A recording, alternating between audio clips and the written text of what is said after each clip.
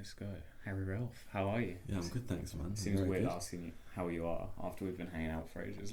Like 24 hours and you yeah. stayed here. We're just I'm out like I've just met you for the first time in a while. Yeah, man. No, I'm good, man. I'm good. We just went out for some nice dirty brekkie. Yeah, the best mushrooms I've ever had. Really good, man. Really fucking good. Like we were deep in it the whole time. It honestly made my morning. It was every mouthful. Like, this is so good, man. This is so good. So good.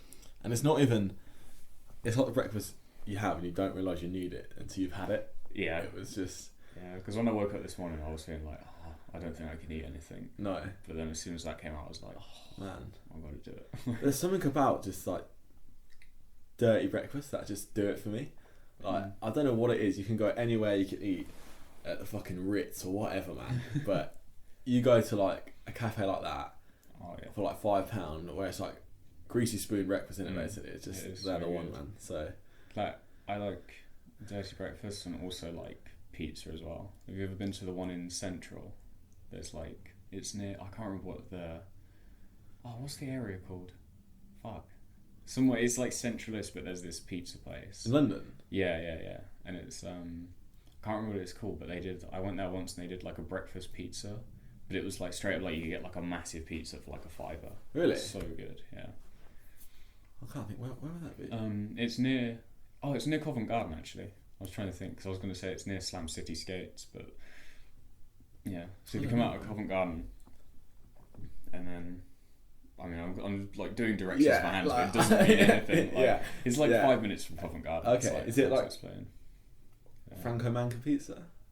No, I can't remember what it's called. It's probably just called like pizza or something. Yeah, it's like that, just like rough and ready, you know. But it is good shit. Like, just an all-day breakfast on a pizza. I was like, that was like the best. Yeah, man. Especially like going skating afterwards. I was like, that's a good day. Yeah, it is good, man. It's good. But do you enjoy coming to London much? And do you, in terms of like compared to Northampton, like what do you think like the biggest difference you find, and like do you find yourself like shooting different shit? Ooh. Or like do your projects? Do you find it? Because I feel like you shoot in London more. That's because I live here. Well, yeah, exactly. But even like, still, like when you come back to Northampton, do you find you're trying to do London stuff in Northampton? Because I find I'm trying to do my Northampton stuff in London. Yeah, if that makes sense. And I don't know, man. It's really weird because there's so much. Not to say there isn't so much going on in Northampton, because obviously there is, but in London, you almost can't put it on like parallel with Northampton because they're so like one's the capital of England and the other's just like a town isn't it? and like and that's absolutely fine. But I think when I'm in London, like I'm always like wanting to document, like I was saying to you yesterday, is like wanting to document like the mood of London, like what is relevant at that time. So as in like yesterday, like the tier 2 got announced, so like from midnight tonight, like Friday, you won't be able to mix with like households in London. And I think like generally sort of like you saw the mood in London was just like depressing as fuck. Like, it was a depressing day. It was weird. It was like really eerie as well. Yeah, miserable weather. Yeah, everyone was miserable. And like, just like I don't know about like other people, but I've always, well, we were saying yesterday, weren't we? But it was like with lockdown, it was everyone was just like in it together, so everyone was like feeling the same. And now I think people are.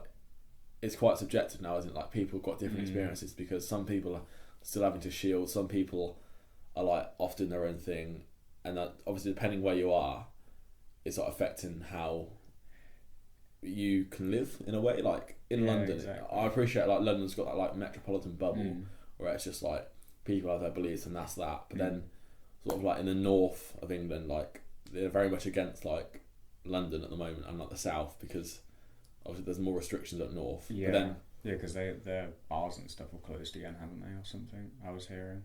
Yeah, in Liverpool and stuff. Yeah, like, and I think some other places. Some places in Scotland as well. Yeah, I think like Lancashire just this morning got announced, but like, it's one of those things like you say, like if it had, no one assumed it was going to be still going in October.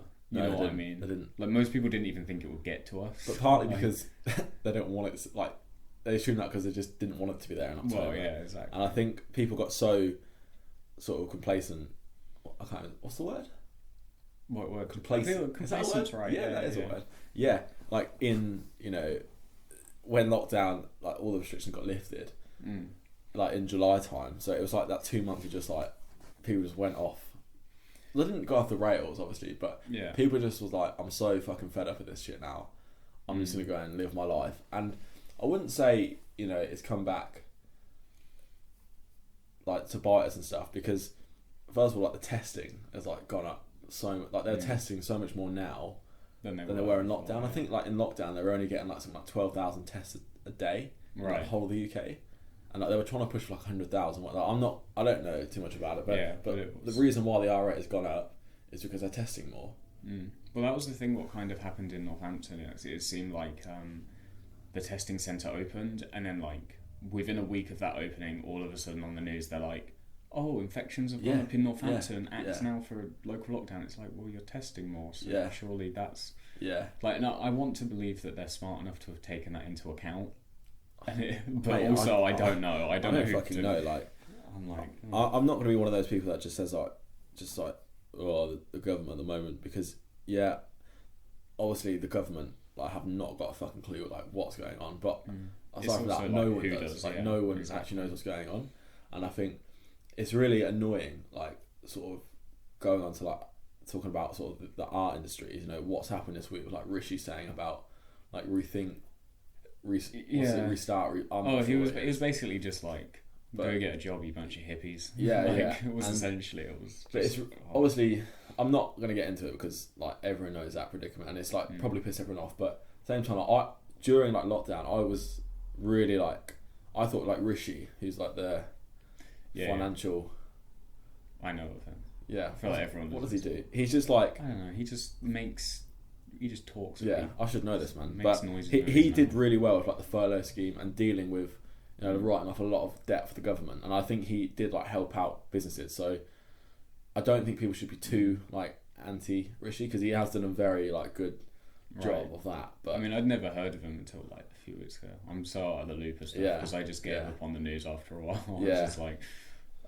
But what was your reasoning for like giving up on the news? Was it just because it was depressing? Like, it was just like, it seemed like for like a long period of time, like, to be honest, even before this I didn't really watch the news anyway. I just like, at least not like TV news, obviously. I still like find out about stuff like online news and things like that, but watching like TV news, my mum's always watching it because she's like, we've got to pay attention to the corona, and it's just, for a long time it was the same thing every day. It was like, man. More people died, it's still going, and I was just like, I don't want to hear this shit. Like, because after like you hear it once and it's already like, man, this sucks. But then you hear it again and again and again, and it's just like, this is. Man.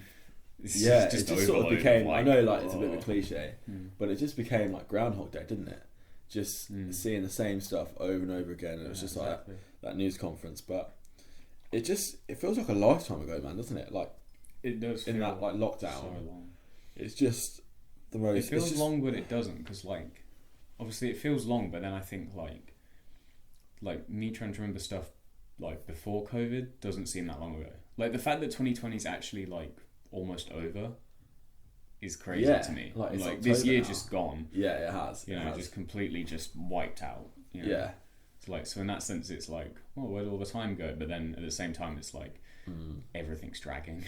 Yeah, it's like mate, it's going. It's like a time warp. Yeah, but I think it was sort of a good time just to, it's kind of what we needed, I think, just to like realize, like certainly for me, or like in the creative, talking creatively, just to like reassess like where you want to go with like ideas and stuff, because I got to a point like, so obviously like I'm studying like photojournalism in like University of Arts London, and like it is really good, but I find it like really pretentious just because I don't know if it's just because it's like in London, but it's very like competitive, and people are just always. I always found people trying to be a version of themselves that A, they're never going to be, and B, like they're not. If that makes sense, so that they're just like they're always trying to be something they're not, essentially, and I just found that, and everyone was like that, and obviously I had like mates on the course who I like got on with, but. It was just like everyone was just doing just pretentious arty shit, and I was just like, fuck this, man, I'm just so fed up with it. So kind of like when I like finished uni, and this was in like June time, so it was kind of as lockdown was coming to an end. I was just so fed up with like photography and just arts as like a whole. I just couldn't be fucked anymore, and I think it just having like a few weeks off of just like not shooting or just like doing anything photography related is like really nice. Just like just give you a chance, just like reassess. It puts you back in check almost, because I get that as well. Because that like when like I'll go through periods of shooting like basically rapid fire, like going through tons, and then you just feel it catches up with you in a weird way, because after a time you're just like, what the fuck, I haven't actually like it's like going to places and then just like sitting on your phone. Like it kind of like if you're there and taking pictures of it, you're not really there, if you know what I mean. So it's like if you go there to like, oh, let's go do this with someone, and then you're like taking loads of pictures, then you're like, oh, maybe that wasn't the best time to be taking photos, you know what I mean? It's this weird like thing that I definitely pushed way too far one way, and then after like taking a break, it's like, okay, only when definitely like learn when you actually need to be shooting and what can just be like allowed to be as it is, you know what I mean? No, I do know what you mean. And I think in terms of sort of people are still shooting stuff that's like relevant to like corona and like whatever, like COVID at the moment, and like that, and that's fine, but I'm kind of like, I'm bored of it, but then also like as like a photojournalist, I need to be shooting like what is relevant, and so I need to shoot what is relevant, but also something that can like resonate with the demographic I'm trying to get at. So which is kind of a bit of like a double-edged sword, because I don't want to be just shooting stuff that is like COVID related, but everything at the moment seems to come back. It's COVID related. Like no matter all the restrictions, it all just seems to come back. Yeah, no, I know what you mean. It's whatever you do is going to be about it. Do you get what I'm saying? Like, so because I'm just so, and you know, I think everyone is so fed up of it and stuff. But then because of like what I'm doing, also, I kind of feel like I need to be doing that, but I don't. But that's just like the pressure I put on myself, and that's probably going back to like the stuff I was saying about like my course being like quite competitive and intense and pretentious. But maybe that's just me, just maybe. I mean, I've not been there, but like obviously like I do enjoy it, but I don't. You know how we were like even talking at breakfast. Like some people, like they put. Like they do their course and that's like just their life for like 3 years. Like they make like a separate Instagram account, just like, right, I'm only going to do like university related stuff, because that's a weird one with uni course, because a lot of people go in and then it is like, but that becomes all they do. They don't have like photography outside of uni checklists and module numbers and stuff. It like seems. And then what that can't, you know. For both of us, I think we're both fortunate that we're not in that like predicament. But you know, I kind of worry for people who are like that and like they only have sort of their university course to rely on in terms of photography. Because like if they're doing that for 3 years and then there's going to be a day they're going to wake up and they're not going to have uni, then what are they going to be shooting? So I think it's important to like get your foot in the door now, build up a portfolio of like just know as many contacts as possible, go to as many events and whatever, and just get your foot in every door possible, like be it the music scene, like politics, any genre, like whatever, just fucking do it. But people are so set on like trying to get, like obviously you need to do well, but they're so set on doing well that they're actually like forgetting why they're doing it in the first place. Because it's that education thing where it turns into trying to get the highest number, rather than trying to do something that you actually like, care about. That's something I've always, like within myself, felt quite fortunate to have, because like, I've always very good at like looking at things like in the long run. Like I know, you know, if I'm doing something now, I know that it's not going to benefit me, so I may or might not do it. Like sometimes you have to do it, but then I know like where I don't know where I want to go or what I want to do exactly, but I know like if I'm doing this, if I'm not doing this, it's going to help me or it's not going to help me. And I think a lot of people sort of can't grasp. And I'm not like blowing my own trumpet or anything, but I think a lot of people are so sort of stuck on just like being at uni and not doing anything else.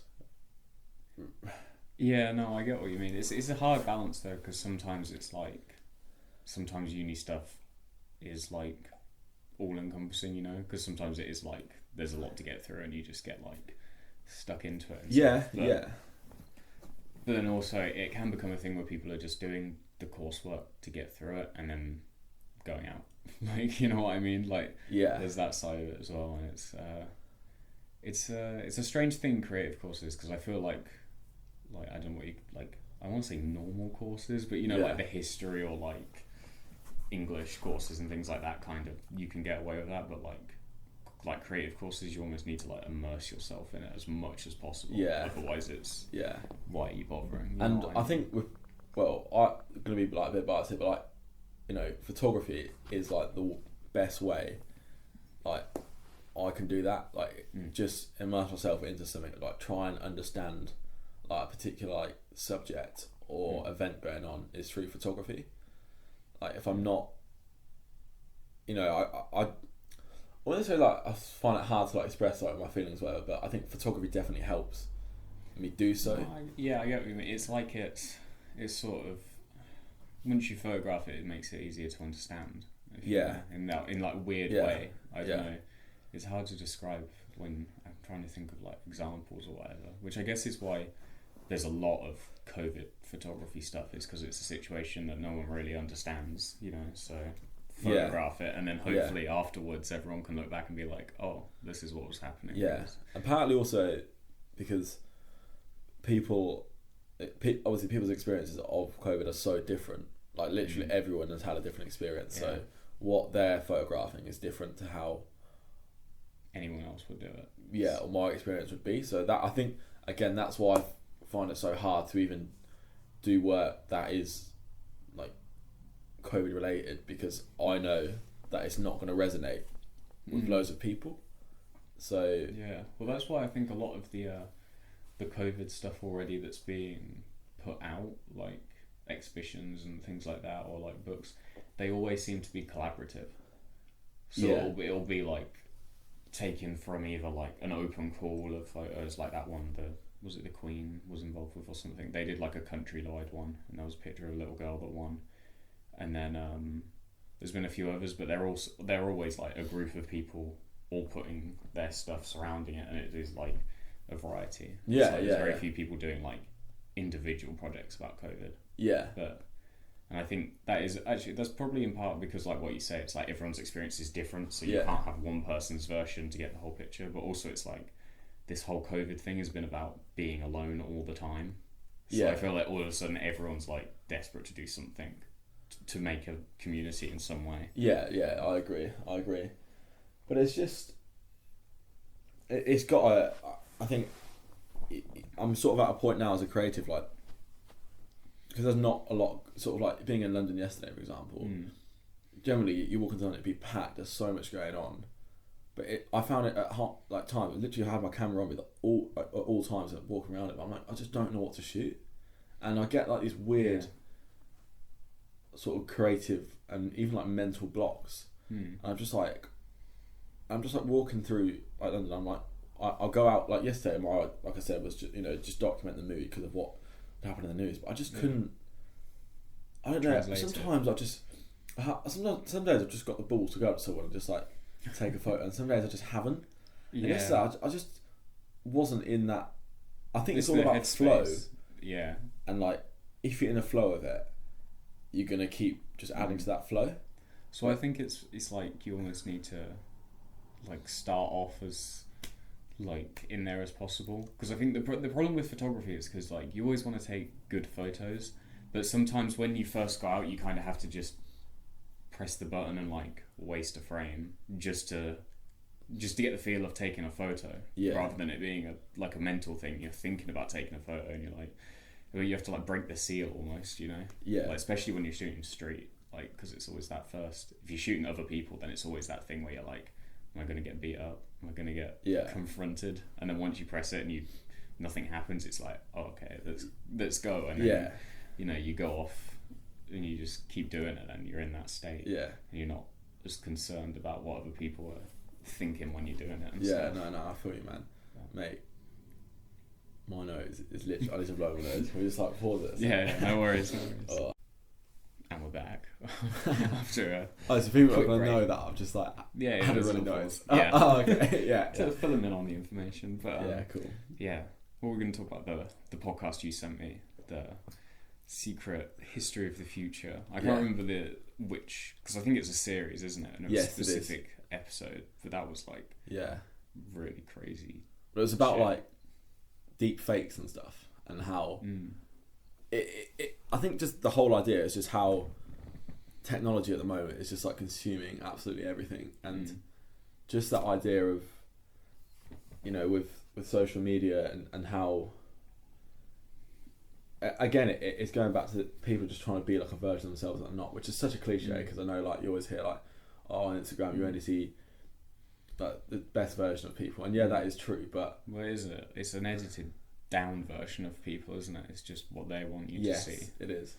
Which, I mean, it couldn't not be that, to be fair, because unless someone's willing to like record literally every second of their life. Which exactly. And how do you like feel about, you know, when people are like, oh, this isn't real, but then, and like the habit of and like why people are addicted to it, like there must be a reason that people are scrolling for like meters upon meters a day of social media, because there's something within that they're liking. It's interesting you say meters. I wonder how far like people actually do scroll, like distance wise. I've never thought about the distance when I'm doing it, but when you said that I was like, whoa, imagine if you laid down an Instagram feed, like printed it out and just had it as like a long like roll. That would look insane. Alice said what it was the other day, my girlfriend, I'm sure it was like 90 meters or something. It's almost a sprint. Like a Usain Bolt. But man, it's just crazy. It is. I mean, it is addicting because it's a numbers game. It's followers and likes. That's what's addicting about it. It's the, you know, how am I going to get more? And like, just seeing it, like seeing your, like if you put up, like for us, it's like we put out photos and stuff, and it's like seeing it get likes is like obviously nice because it's like, oh, people are appreciating it. But I imagine it's a very, even more of a high if you're uploading like a picture of yourself and that gets loads of likes. Yeah, of course. And I think people, you know, they're trying to fill a void.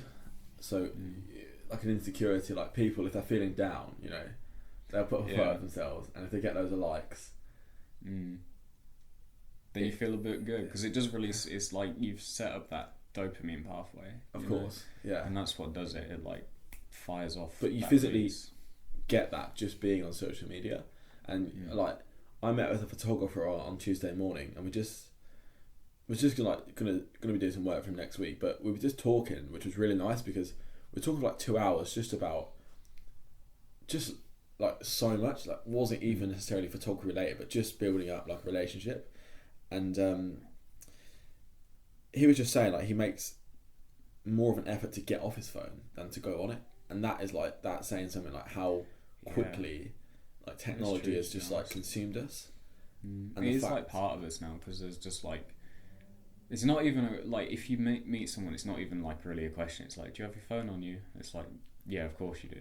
Unless someone, like you say, makes the effort to not bring it, you know, it is like part of us, like clothes or, you know. Yeah, and it's just like you walk out the house, like it's like phone, keys, wallet, and now it's like mask as well, isn't it? But, but it's something I try and make a conscious decision to not bring my phone out because I know, you know, when someone goes to the toilet and I'm just sat at the table by myself, I'll just go on my phone.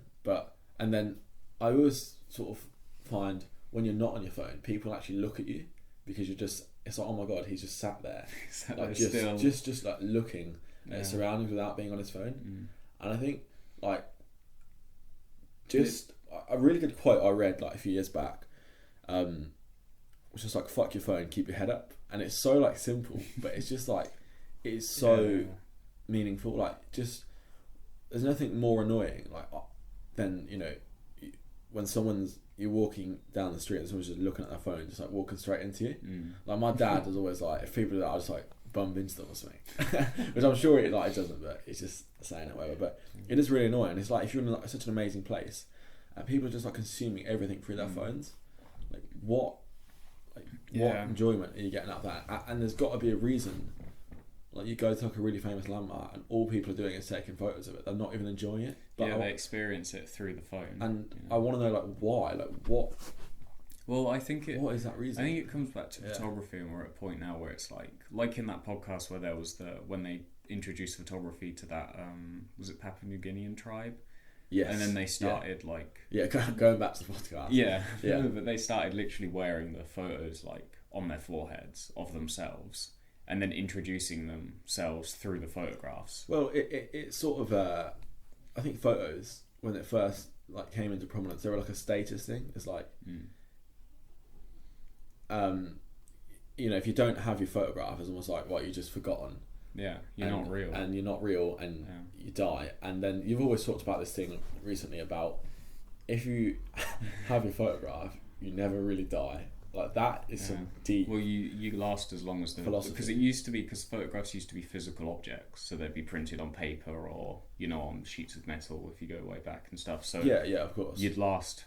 I mean, as long as this, because paper rips or fades and things. But now with the internet, it's like the internet exists as basically as long as we do because we rely on it now. So if we're there to, keep it going, it exists as long as the human race. So it's kind of like it is forever in that sense. Yeah. So it's like, and you're just stored up there, and it's not just with like the online things. It's not just photos. It's like there's videos of you probably up. There's like this audio recording and stuff. Yeah. And so there's all these different elements of yourself taking part, and then. Like when it gets scary is when you think about things like deep fakes and stuff. Oh man! Because have you seen obviously there's ones with the visual ones, but the audio ones are really creepy. Have you seen the Joe Rogan synthesized voice? No, I haven't. Where they basically took obviously he has 1,000 podcasts or whatever, and they took all of that audio into an algorithm, and then just had the algorithm. Basically, I don't think they even gave the algorithm a script really. Right. For some of it, they did, but they could just make him say anything they wanted him to say. Yeah. And it sounded spot on.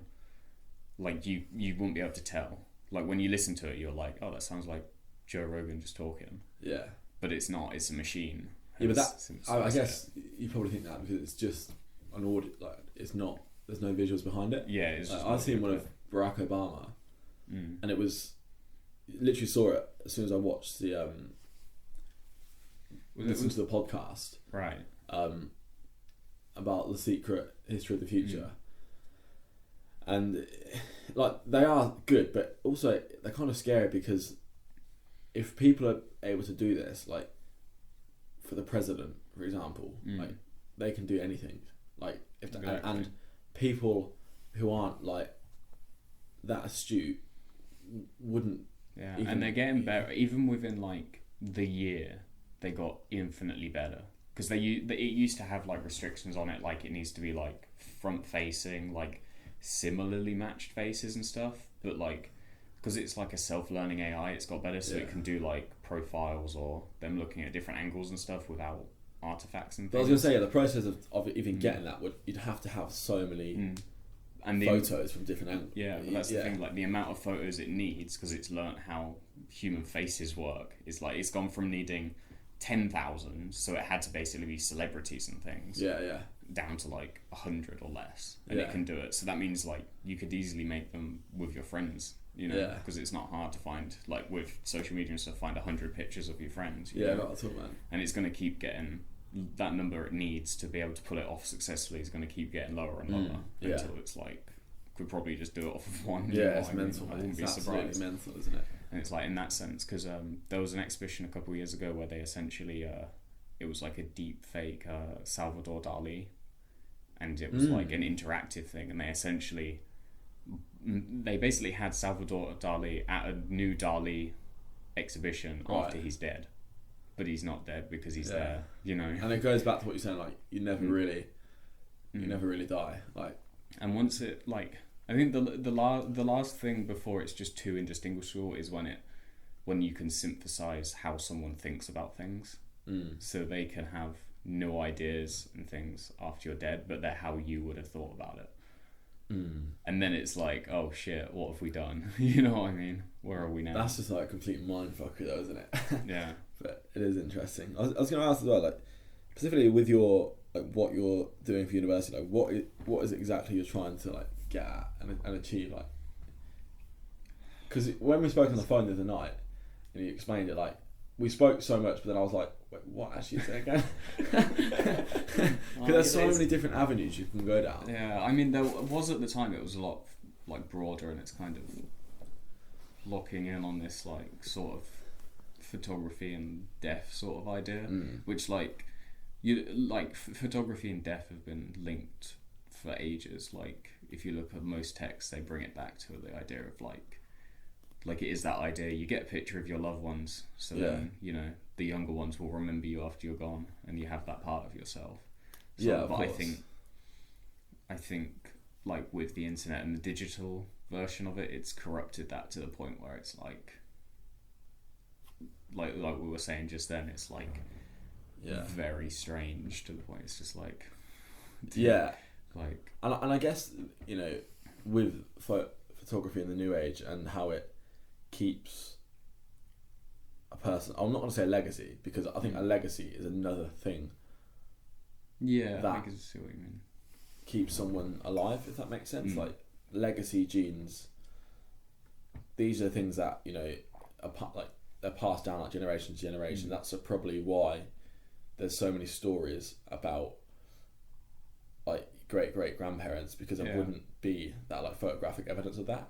So it'd be really interesting to see like into like 6-7 generations time what will be said about you in the like new digital era, because as much as you will have like a legacy genes passed down, but they will also interpret you so differently because they can probably be closer to you through like well, they can actually see you in a photograph. Yeah, exactly. Or even in video, it's even more uncanny because it's like they see you moving and stuff. Yeah, you know. Yeah. It's, that is a weird thing as well, and it is like you say, like before it was stories and stuff. But I can't imagine being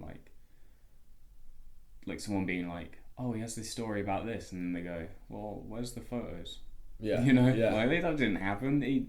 There's 10,000 photos of him here, and this thing doesn't come at once. Yeah, no, like, you know what I mean? Yeah. It's like, it's one of those. I was watching.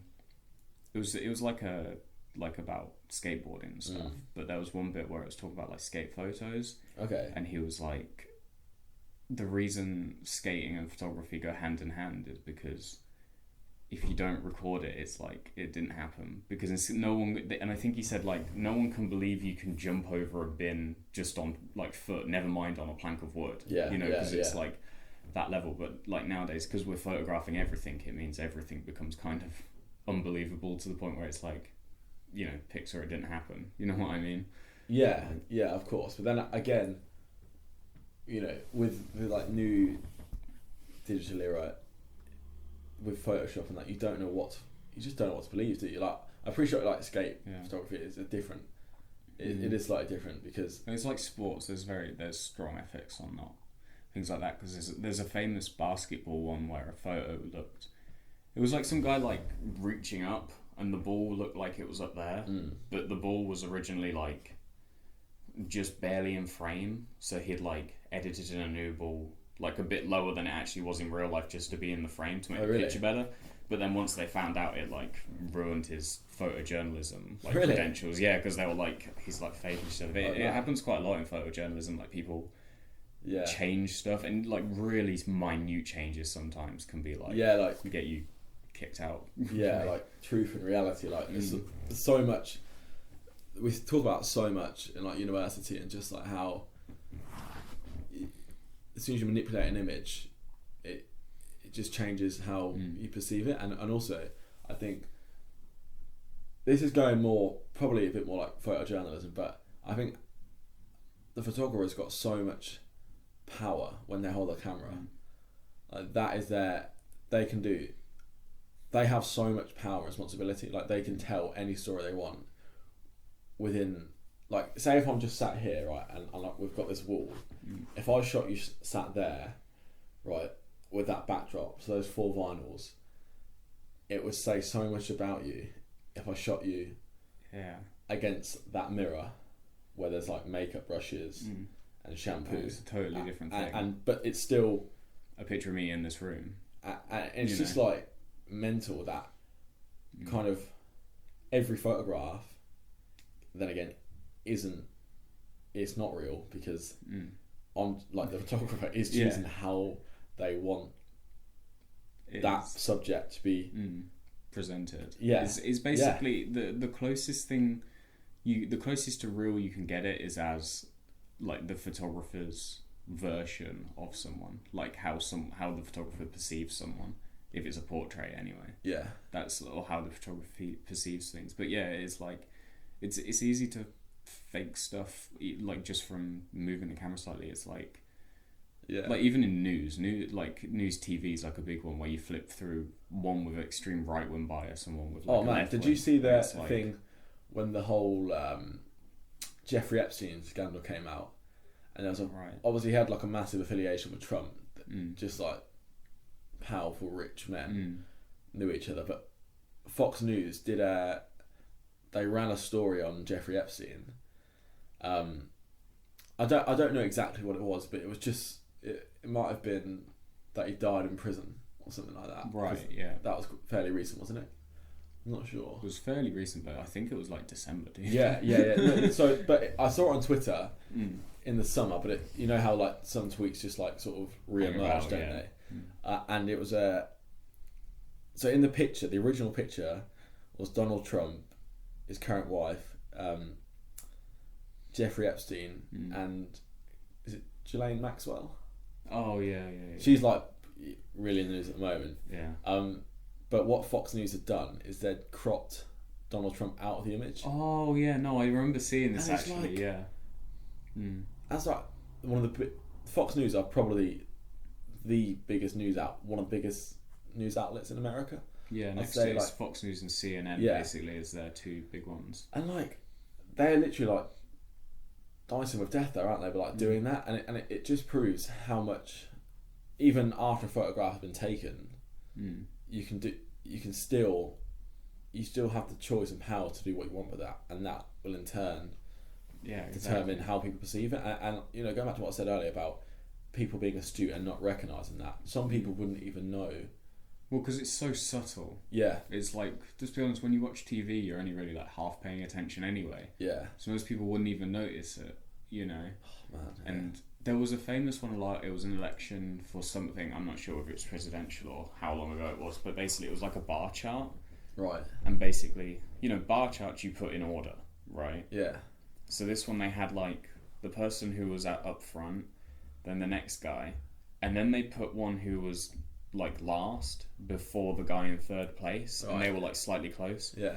So when you first glance at it, it looks like that guy's in last when actually he's like much further up in the runnings to like play it. And it just sort of proves how much, no matter what, you know, like journalists, photographers, artists, no matter what they do and where their work goes, be it on like the BBC or Instagram, the people who are like run these companies have so much power that they can literally do what the fuck they want. Like as soon as you upload like an image to Facebook, it loses all its metadata, and they can do whatever the fuck they want with that photo. And it doesn't like whatever, like fine, but they can just do whatever, and that kind of scares me because with this is probably why you have like left-wing newspapers, right-wing newspapers, because obviously say like a right-wing newspaper like the Times, they're going to do a story that they want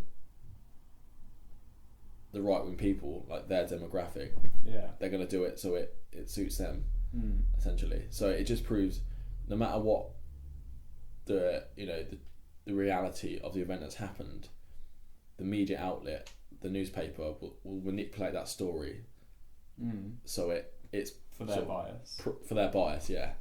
So I don't even know where again. It was it is terrifying. That I saw it was on YouTube. It was like a comedy like sketch thing. I can't remember the name of the guy who did it, but it was one where he was playing the character of like a news videographer, and he was like saying how he was going out and like shooting video at like the BLM protests. Yeah. And then he's like, oh, time's hard in COVID, but I figured out a way that I can sell like footage of the same event to like both outlets by just like changing the names and shit. Yeah. Like, it's so funny, but it's just it's like so funny, but you're also watching it like, yeah, I imagine that does happen, like so close, where they just like, you know, they crop down a video to like, I mean, we saw it with the Black Lives Matter stuff where it's like, they could make it seem like it was a violent event just from like a 5-second clip of like, maybe there was a 5-second thing out of like 2 days of protesting. And they'll take that and be like,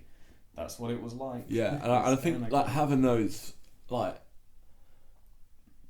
I kind of a real deep frustration towards the media, especially it's become more apparent during like COVID, but seeing how they've presented the news, and like, there's just been no clarity in anything. So I think from like a journalistic point of view, it's kind of made me want to just do like write an article, but just fucking tell the truth. Like not.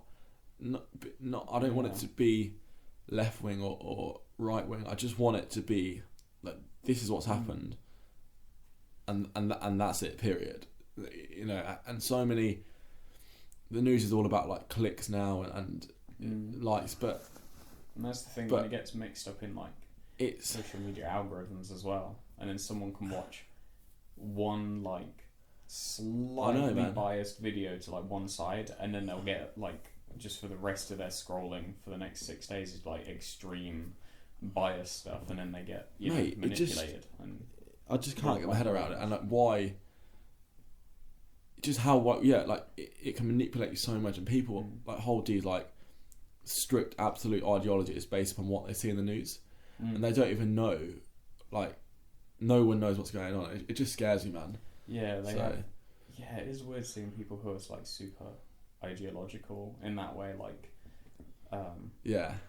like super intense on it, but it's like, dude, you haven't been outside in 6 months. But like, just hot on that idea of like ideology, like I was in Skiers about 2 weeks ago, which for people who don't know, it's just like a local photography shop. Like you got to support. Shout out Stephen Skiers. Yeah, you got to like support the local, and like I could like get my film developed elsewhere, or like get my print sent, but like you just got to just support them, haven't you? Like that they're local, easy to get to, nice people, always give advice. And I was just talking to a guy in there. We just talking about photography, and then I don't even know how we got talking. It was just like an old guy, really sort of like well-read, articulated guy, and we were just talking about like journalism and politics and sort of the relationship that has, and photography a little bit. And he said something, and it just like, you know, when you have a conversation with people, like sometimes you just can't remember anything they've said. Yeah, but. Like this conversation, I can remember loads, and one thing that really struck with me, he was like a man who follows an ideology like loses all his freedom, and I was like, that is like really, really good. Like if you really think about it, like if you're like just like following one idea and you live your life that way, then you're actually not, you're limited. You're not free. Like you're completely limited. And it's just, yeah, man. It's weird. What do you think about like people with like very strict like photographic ideologies? Because I see it a lot when I like, because photography is like a weird thing where I love and hate it. Like I love taking photos and like it as itself, but then like the industry and stuff, because it'll be like photo magazine, then it's just like camera reviews and shit. But then there's like loads of stuff where some people are like, this is photography, that's not photography. This is photography. You know what I mean? Like those type of people who are like, I mean, my pictures of, you know, the beautiful landscape, that's photography. Street photography isn't photography. Well, I mean, this stuff isn't. Fuck people who say that. No, really. Like, who are you to tell me like that isn't a photograph? Like, if it, for me, like when I hold a camera, I'm trying to just get across my point of view and take a picture, like, and I've taken a photograph, so there it is, like, there's my photograph, like, it's not anything else, but it's a photograph. So if you're saying that's not a photograph or it's not photography, then, like, who are you to tell me that? But I don't. Or even not even to like the extreme of them being like, that's not photography, but even like people just have like strict rules about like how it should be composed and things, and like there's people will do weird shit like they'll take a landscape and you'll be like, oh, that's like a nice picture. Yeah. And they'll be like, no, it's not got like a foreground interest, so it's bad. So this is where I think this is probably more of quite an archaic like ideology within photography, where people are like, they're not like photojournalists, they're not street photographers, they're just taking photos of pleasure. They're probably the sort of people that say that, but I don't really have any comment on that, because I just there's no point getting too technical with photography. Just take what you see. Like, I appreciate there's like people have coined like elements of photography, like Ansel Adams, like probably the greatest landscape photographer like of our time. But then again, of our time, how old are you, Harry? But just like of photography. But then again, I don't want to say there's no, like, you're not a better photographer than me and I'm not a better photographer than you.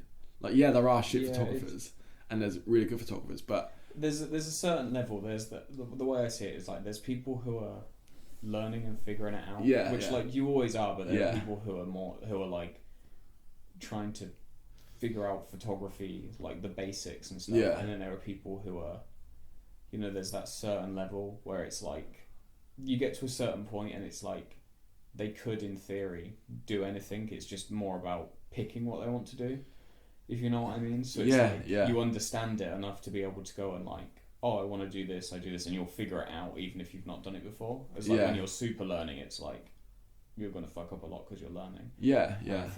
And I think people get too hung up on just technicality, which stops them from producing images. And I'm not even going to say good images, just images, because they feel like if I'm not doing that, then it's not a good image.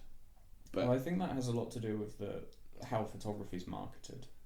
Yeah, that's a really good point as well. Because a lot of things people get hung up on is like, oh, it's not sharp enough, it's not high res enough, oh, my dynamic range isn't good enough, oh, my ISO it's noisy because the ISO on my camera doesn't go high enough, and these are all like selling points for Nikon and Canon's new flagship camera. Yeah, they might be, but that's where people, I think, when it goes, this camera has great dynamic range, people immediately go, good photos have that.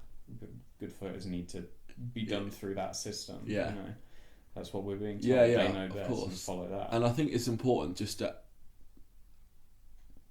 let go of all of that and just shoot. And this goes against everything we're saying, because I know as for like photographers, you just overcomplicate shit massively. Like I was saying, oh, well, you don't. You're quite good. You're just like, nah, just pick up a camera and shoot. But me, I'm like, mate, I'm deep into that. Like I can't even shoot. But just let go of all these ideologies of how you should be and how you should shoot. And if you don't do that, it's bad. If you do that, it's a good photo. Like, let go of that and just. I don't want to keep saying document, because it sounds like I'm not saying it from like just a photography point of view, but just capture the essence of that moment. And there's big up Mr. Parker here, old photography teacher at NSB. Rev Russ. OG, mate. I hope he's listening. He had your message, mate. So that's true. But and he had a quote on his wall in his classroom. C28. That was it. Was that the class number? C28. Oh man. Yeah. That brings back memories, dude. Yeah. What a room that was. And it said, I don't know who it was by. You might know. I thought it was like Rupp Luxembourg, but it's not. I don't think it is. What was the quote? It was about. It said, photography is about taking photos. Don't get too hung up on the technicalities of it. And it was a quote. It's not like an amazing quote, but it's so simplistic that it's just like, yeah, like it's so true. But no one ever does it. Like no one. Yeah, I don't actually remember seeing that one. Yeah, I remember he had one that said, "Sorry, the lifestyle you ordered was out of stock," and then I had a picture of camera, and that stuck with me because it was just like, okay, so if I want to do this, I'm gonna have to like grind. You know what I mean? I have to work fucking hard if I want to do this because clearly it's like, you know what I mean? Yeah, I do, and I think the one I remember as well was, you know, Aretha Franklin's got the song Respect, and it was, and he'd put like the sketchbook that it was like RS. It was research, plan, shoot, annotate. Yeah, and it was, and then I was asking a GCSE, and he like, and then I was like, "So who's Aretha Franklin?" He was like, "What?" You know how he does it in like his voice, and he'd like go and play the music. But that was just it. That time, I always think about like doing photography in GCSE A level. Like it was a time where I probably enjoyed photography the most. I probably wasn't like where I am now in terms of photography. Like I haven't not shooting the same stuff, but I probably enjoyed it more because I didn't overcomplicate what I was shooting. I was just learning the trick. I know this is going to get to what we were saying about like technicalities, but I was just enjoying just picking up a camera, trying different styles and shooting.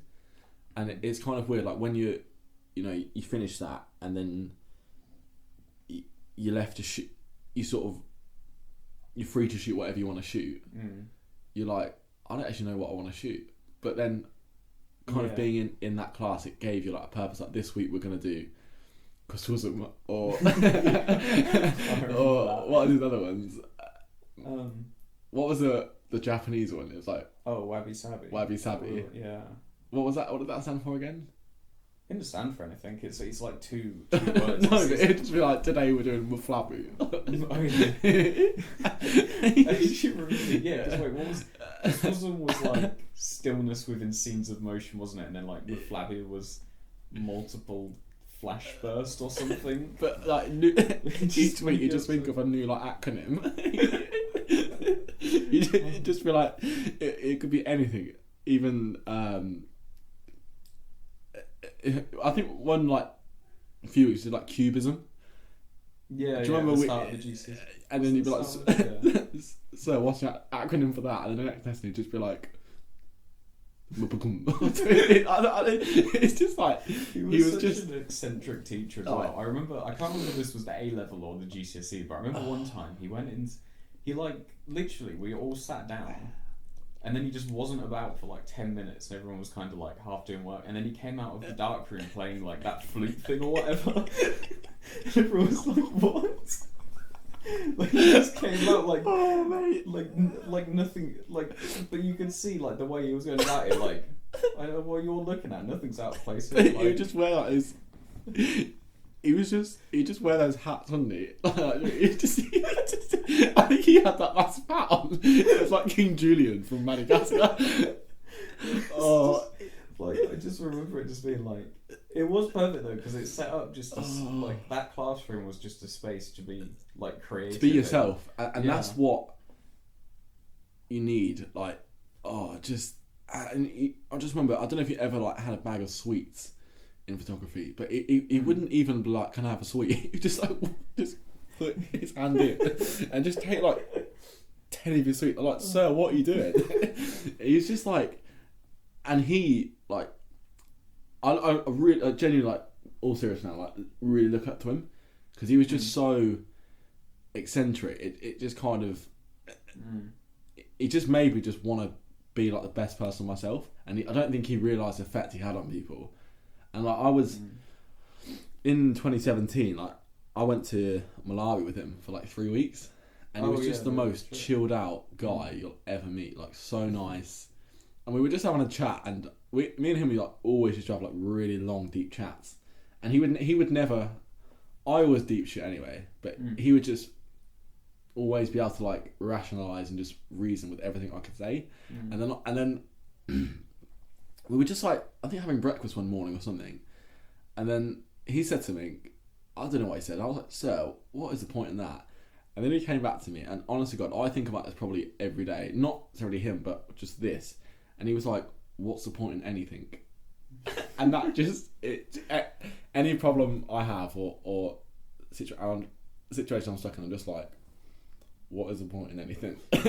And it just that one thing he said to me was just, yeah, he's brilliant. But what is there any like favourite memories apart from the flute you have of Mr. Parker? Yeah. I mean, the flute was such a good one. I do actually. I remember one time it must have been A level because I think he because I remember Niall was in there, but he was like, I don't know what fucking radio stations he listened to, but he was like, yeah, I heard this on the radio last night, and he like found it online, like a recorded version. Yeah. But it was some like, the artist called like Ash Kushar, and like obviously I know like, but those songs are like in my playlist now, and it's just this weird experimental like electronic music. Turns out it's made by some guy like deep in the Middle East who's like probably will like get murdered for making the type of music he does, but it's super sick like music and stuff. Yeah. But it was just like he played it and it was just like the most out there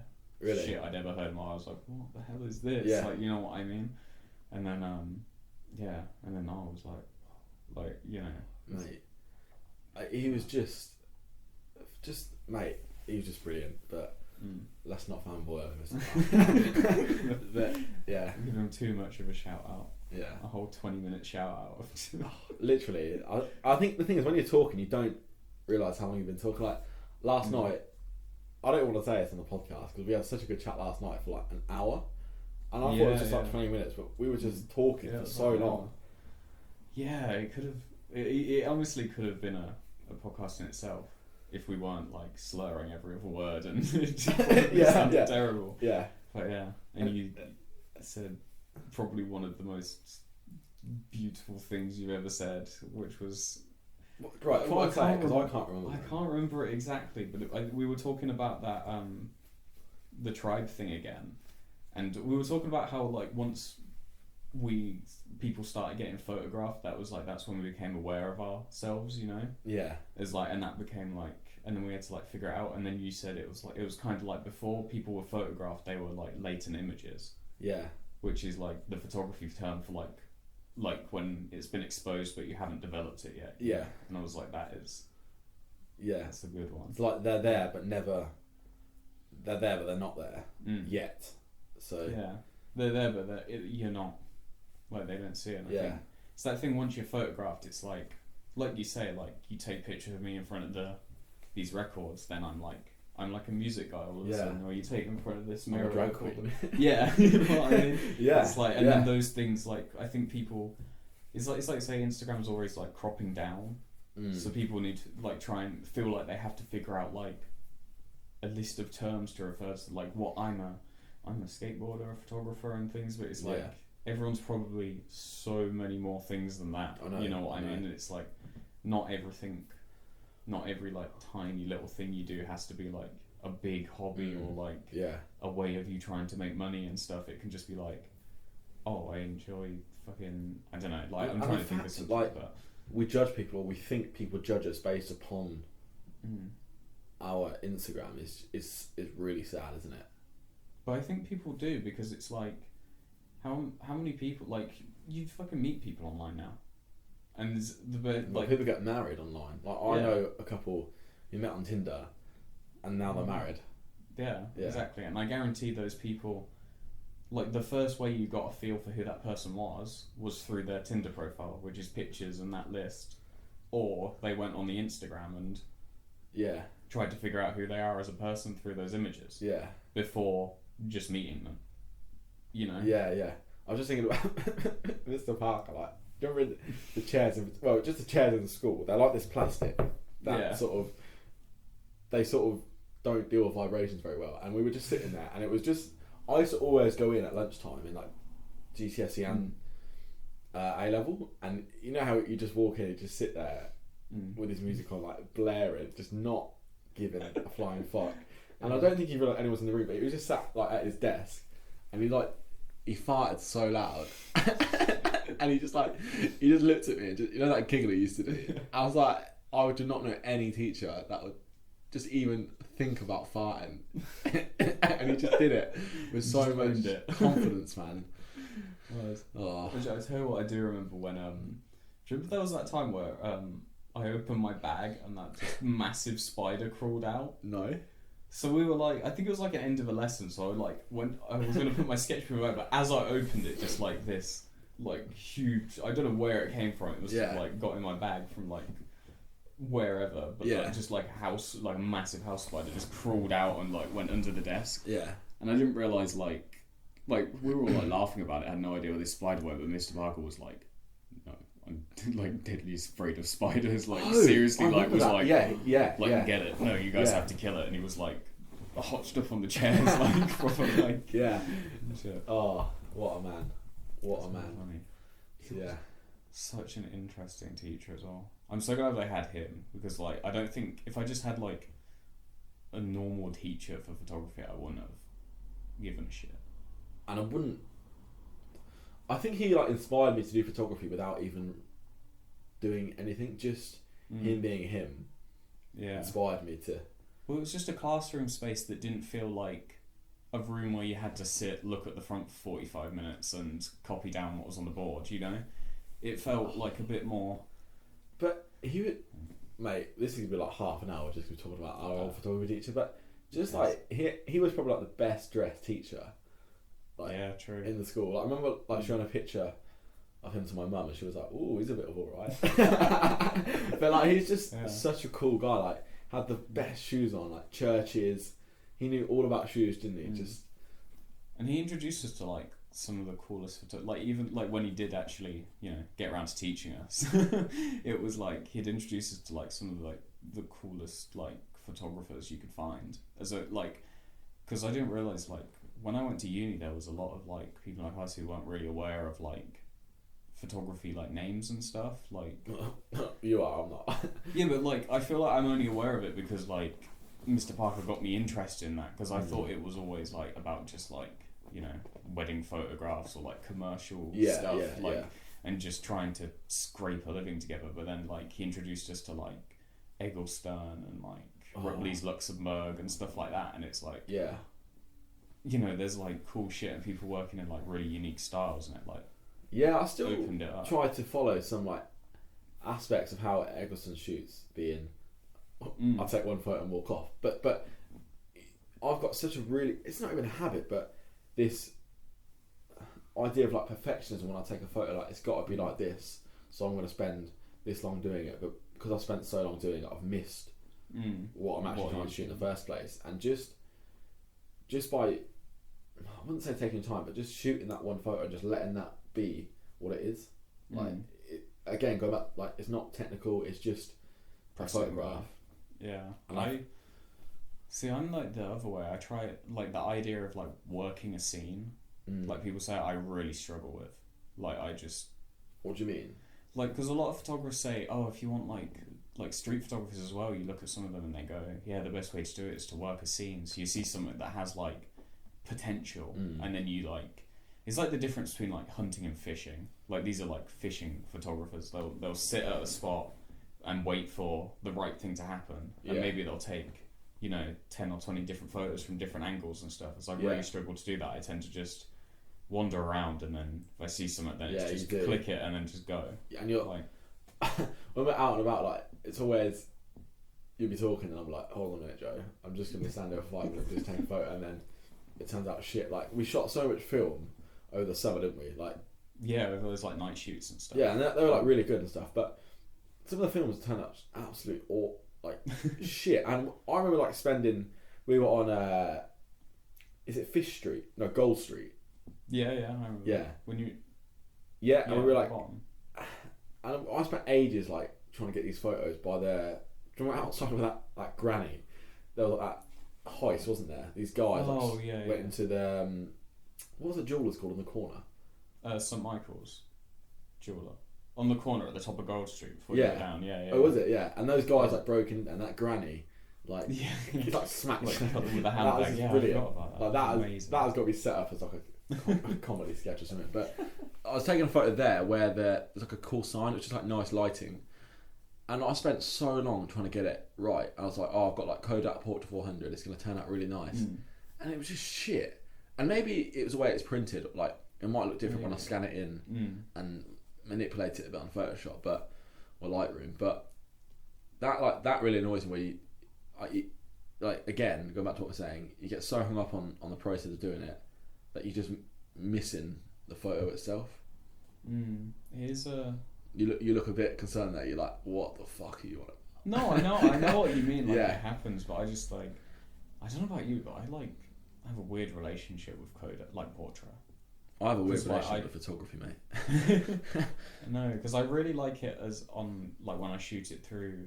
Like, it's my probably second choice for medium format. Yes, colour. I'd like to shoot in medium format. A lot of people do like still portraits on medium format. I could see it. There's one up there actually. Nice. Yeah, I could.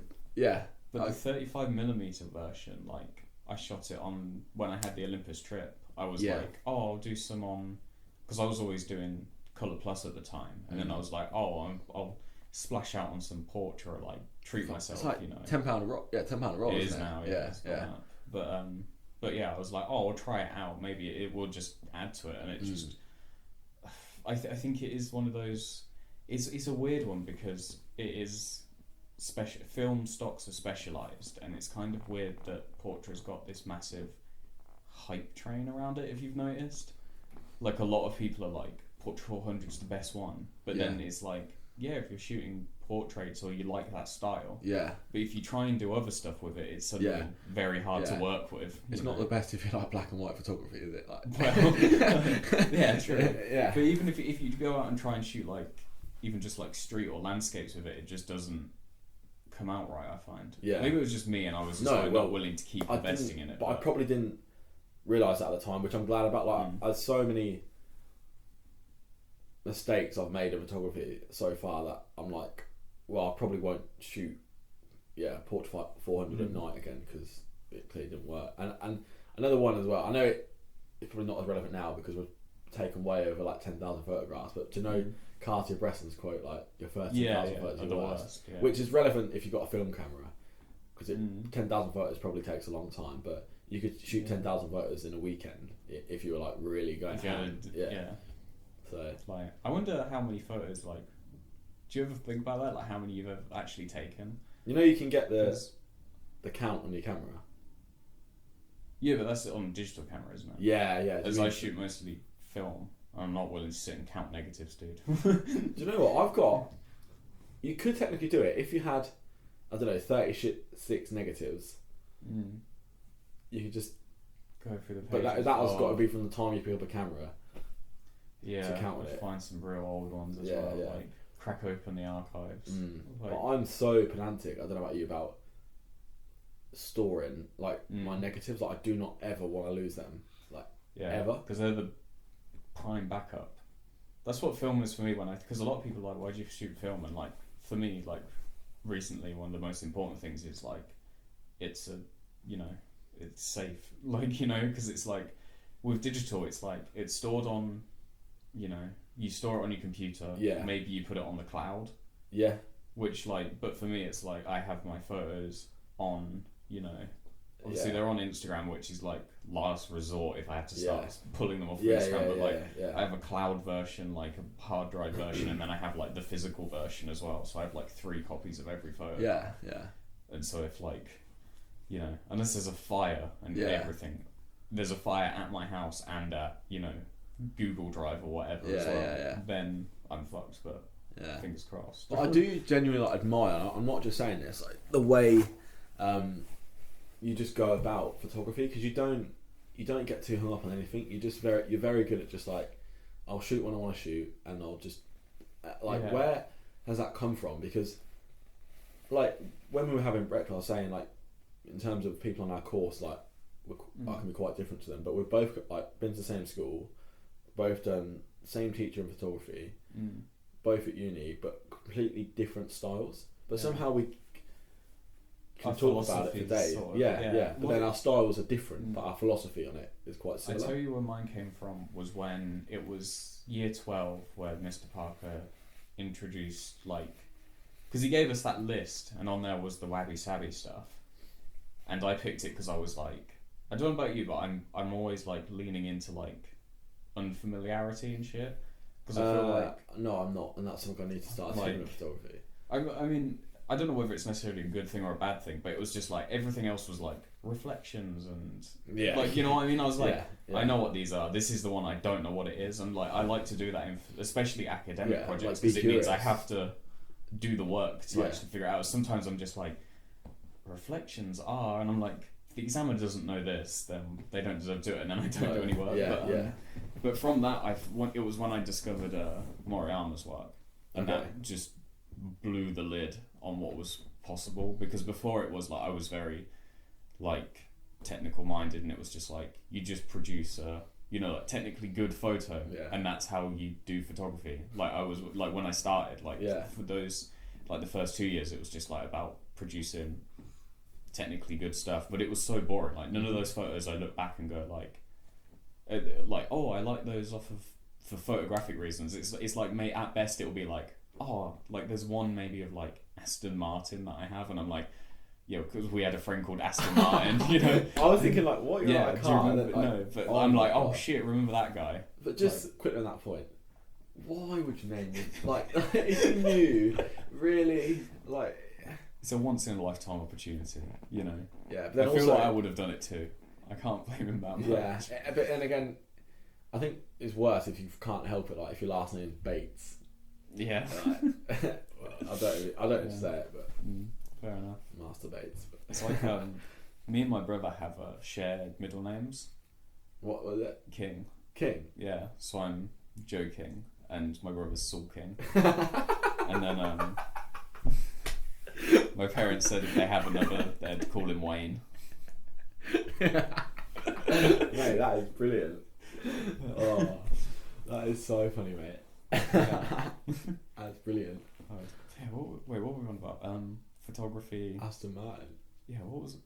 Wait, before we got onto Aston Martin, just it how was like, you developed like your style essentially. It was when I found Moriyama and his like the very Japanese philosophy towards photography of like, well, you're taking a frame out of reality, so surely, or like, and then it's like there's a few names in it. It's like Moriyama or like Araki and stuff, and Araki's kind of like Araki's to the point where he's just like, all my photos are good. Yeah. And I'm like, I read he's got 800 books. Yeah, no, he has insane amounts. My lecturers 800 books. Like the Japanese go off on photo books, dude. They're just prolific. He's one of the like I have one of his series, right? It's called Tokyo Lucky Hole. It's like a book this big, like thick as fuck, and it's got like it's a series, one series, 800 photographs. Yeah, and it's like, he's just non-stop photo maniac. Like, oh man, which I love. But because my lecturer went to a Japanese like photography bookshop, right, and they had like, he was saying it was like literally like a wall like as long as your long wall, like a shelf, just Iraqi, but it's all different ones. A rack of Iraqi.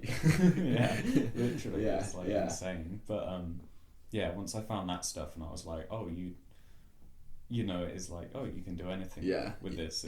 It just that philosophy behind it just opened it up to me to be more and what open. What advice would you give to like me, because I kind of just kick myself thinking like I'm literally like at university studying like photography. I mean, I am like really privileged to like be able to do like what I do, but if someone asked me what photographer are you, I wouldn't be able to tell them, and that really, it kind of scares me, because I feel like I should know, and the fact I don't know kind of I think, well, what am I even doing? But what would you say like is the best piece of advice? Because so many people I know have their own style, and I'm just like, well, yeah and no, but then I don't know what. Well, one thing I say is probably don't force it, because you're second year, right? Yes, going into second year. So you've got like this year and next year to still be able to figure it out, but just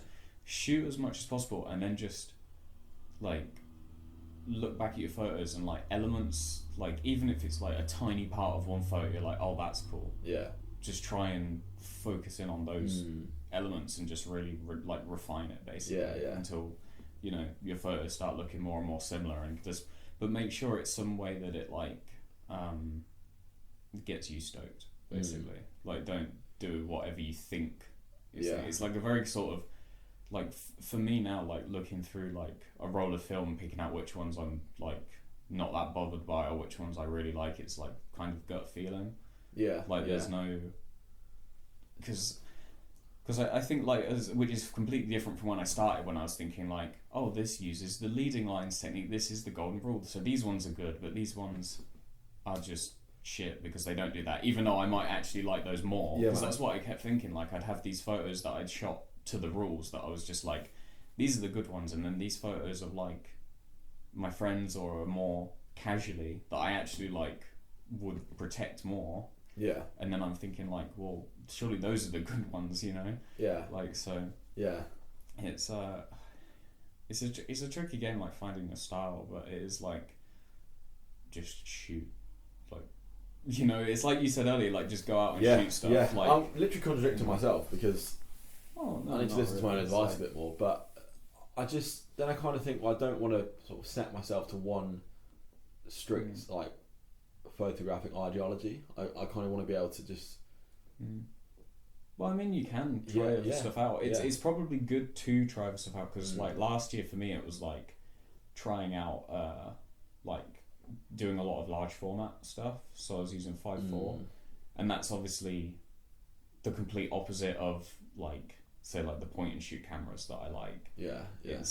Then it goes from being able to literally just see something, press a button, walk away and have a photo, to like having to like consider lighting like in detail, having to consider focus. But it's like, although I may not do that in like 5 years time, the stuff you get from working in a slightly different way, you it can changes feed the it back dynamic in. of what you're doing, and then you can feed it. Like even just when I'm like photographing stuff on like a DSLR, like I'm thinking about focus in how you think about focus with 5.4.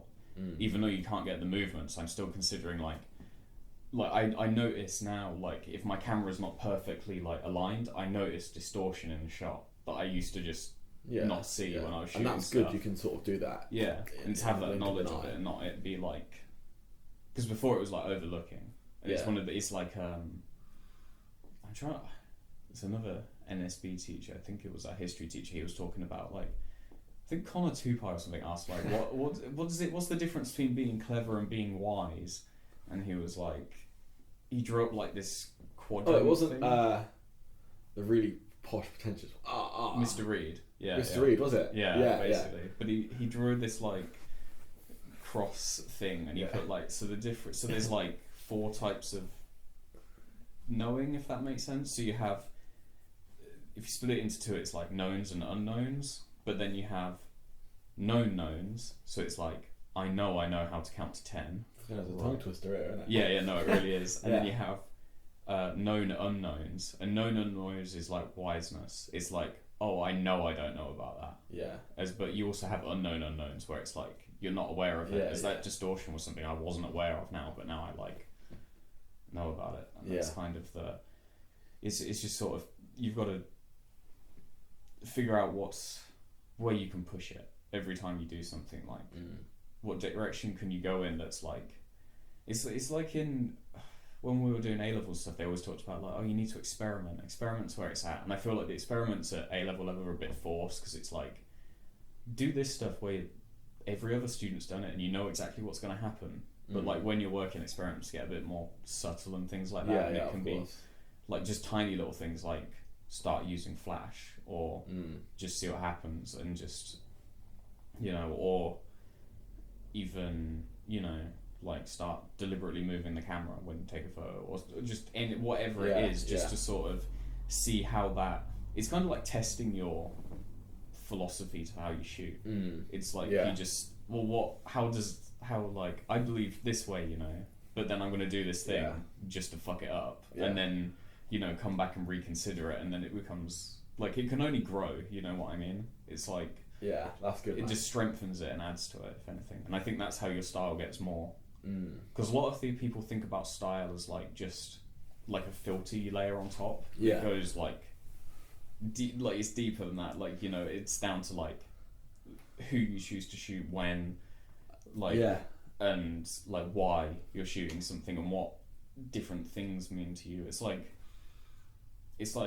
cats in a Dr. Seuss painting means something different than a cat in like a Picasso painting, I guess. I don't know whether Picasso ever painted cats, but I couldn't think of anyone who did cats. But you know what I mean? Like, so it's like, and then suddenly in your photographic world, you've constructed like different things allude to different things because you've photographed them in different ways. Like you said earlier with like the different backgrounds. It's the reason why I'm laughing, because have you seen, you know, we were talking about Ricky Gervais earlier, not on the podcast, but just in general, and he presents the Golden Globes, doesn't?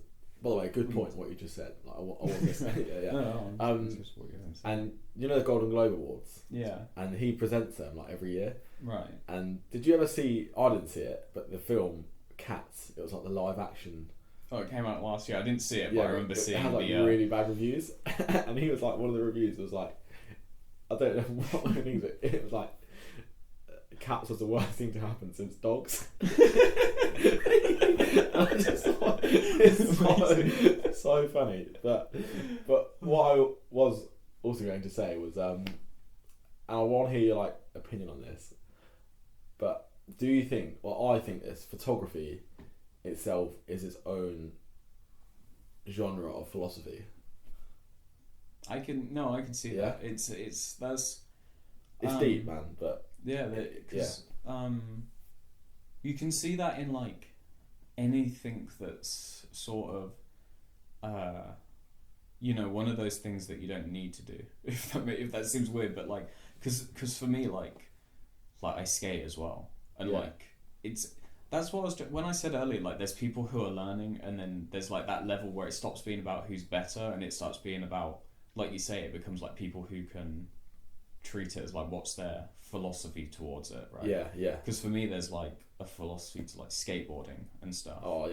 And it's like, and that's when you start getting into like, have you ever heard the term where it's like your favourite photographer's favourite photographer, like that sort of idea?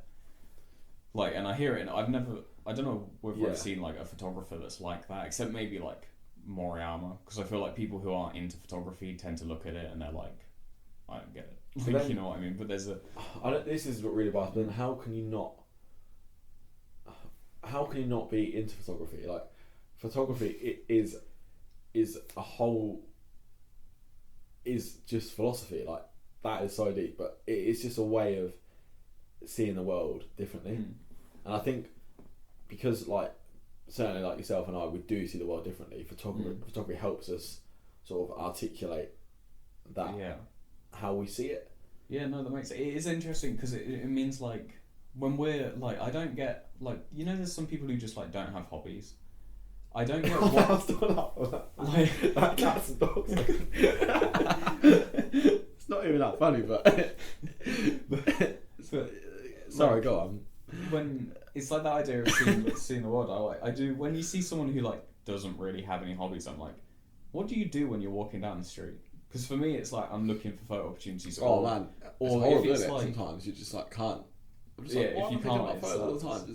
But then also I was thinking like, me and Felix always say like, when you skate, it's like changes your view of the world, because you know, you see a stair set, you see a handrail, you see a ledge, and it's like stuff that everyone else just ignores and walks straight past. And I feel like photography does that as well in its own unique way. And I'm sure like you brought up Ricky Gervais, I'm sure comedians see the world in a different way because they're constantly trying to find ways to make it funny. So whatever happens to them, they're like, how can I turn it into a joke? Yeah, and like, that's a skill in itself. Like, because you've got to twist it in a way to especially if it's something really terrible, and then you have to find a way to make people laugh about it in some way. And it's like, photographers has to make people look at stuff and go, I mean, photography is all about making stuff beautiful, I guess, really, isn't it? It's I mean, when it comes down to it, yeah, because it's like, why? Well, why else do you photograph stuff? It's when you photograph something, you go, there's value in looking at it. Yes. I get then in turn maybe beautiful was like a bad, too strong of a word, but it's like it's about saying this is worth looking at. Yeah, you know, in some way. I wouldn't say beautiful, but I get what you're saying. Like, you're not just gonna. You've got to do everything for a reason. Like everything happens for a reason. No, like you're taking a photo because you want to get your point of view across, and this is kind of going like back to what I was saying earlier with, you know, the whole like journalism and the media shit. Is I'm doing it because I want to express my point of view. I don't want to like tell a lie. I just want to document this event for what it is, or capture this person for who they are, because that's what I'm here to do. That's fair enough. So it just, like, I relate to what you're saying, but I feel like when I say some of those things, I feel like it feels almost a bit pretentious when you're like, that's what I feel like I was put here to do. You know what I mean? It does. Like, it does sound very pretentious. It seems weird when you know it's all. It's like Miss Parker said, like, what's the point in anything? It's like, if there's no point in anything, well, how do we have like a purpose? But there's something about, like, for me, like when I take a photo, it feels important. Yeah, you know, for whatever reason, at least to me. Yeah, and that's the main thing. And there's no better feeling of like doing a shoot of whatever it may be, and just that feeling of just accomplishment afterwards. It's like you can't. I've had times where I've been out shooting something, and you just know it's gonna bang. You just know it's just sick, and you know, like, if you're gonna put it out there, and people will be like, "This is sick," like. And it doesn't happen that often, but when it does happen, it's like a fucking really good feeling, and it's all about. It's that flow, isn't it? You know, you're just in the flow of it, and you want to rush back to edit. I remember being at a climate change protest in like February, or Valentine's Day actually. Right. And this is when I was living in my halls last year, but I was working for a pub in London in Park Lane. It's not like a posh pub, but it's just a cool area basically. Yeah. And I was like, at a protest, and I was like, oh my god, I'm just getting some sick images. And usually I'd be like, yeah, I'm just gonna go home and edit them. But I like I had to like rush to work, and it was so annoying because I was like, I'm gonna be at work, I'm just gonna lose my flow. Me and Felix used to get that in the skateboarding sense, where we'd be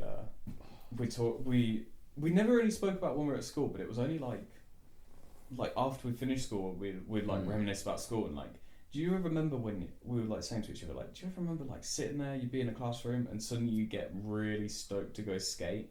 But obviously you can't just leave a classroom and go skate, so you'd be sitting there thinking, like, you'd just be like daydreaming about skateboarding, and then all of a sudden your body would be in that like, oh my god, this good, like, it's good, it's like this like hype. And I kind of just want to start living my life a bit like that. I just like be in the moment and not think about like the consequences of something. Like that day, say if I, you know, what would have happened if I took these photos and I went back straight away, edited them, sent them into a wire for a newspaper, and they were like front page of the news the next day. But because I went to work and did what I thought was the right thing to do, you know, I could have missed an opportunity there. And people, I feel like people might not think like that, but like certainly I do. And I think like, what if I, you know, went against the rules then and said... Yeah, it's always a potential though, but it's sort of... They're dangerous things, those what ifs, because it also could have happened where you... Maybe you ditched work, you got home and then found out like your SD card got corrupted or something, and then you'd have to go into work like, sorry, I'm late. It's even worse. So look, you know what I mean. So it could have gone both ways, you know. So if you want to feel better about going to work, do you ever get I experienced it like it was a shoot I did with for fuck's sake, why though, through lockdown, but it took me ages to get some photos back. And obviously I like picked them up from skiers because I got them developed there. Like looks at the negatives and just got like, I was talking to Sarah Martin about this, but got like, I don't know, like I literally looked at it and it was already like, these are sick as fuck. Like get like genuinely like adrenaline level excited. Mate, like and they're just and then the photos you just keep going back to, like these are fucking sick. And it's not even pretentiousness, or they're just good. Like there's no other way to put it. They're just sick photos, and you know that other people are gonna like them as well. That's a good feeling when you know you do something and you're like, people are gonna like this. Yeah, it's super cool because I was talking to like I said, like talking to Sarah about it, and that portrait I shot of her, the painting in the background, is one that she said when she was doing it, like it behaved in this way that she's never seen like the stuff she was using behave before. Really? And she'd never been able to recreate it. And like literally when she was doing it, she was like just the process was like exciting, like that adrenaline. Yeah, that's a good feeling, man. And it's like, you know, it's like it even goes beyond like you were saying, like other people are gonna like it. It's like genuinely like you're in the process, like, oh, this is sick. And the flow is everything, man. I think from like just talking today, if we could take like if there was something that I'd like to take away, it's just like the process and flow of it is important. So like just don't overthink it and just keep moving. Just keep moving, man. Just keep moving. Yeah. Damn, that's a sick place to end it, I think. Not gonna lie. That's good, man. We got to a good point. That was really good. Yeah, this has been fun. Sweet. I'm hyped really to go shoot, man. Yeah. Like, so let's go. Anyway, sick. Harry Relf, safe. Safe, man. Thanks for having me.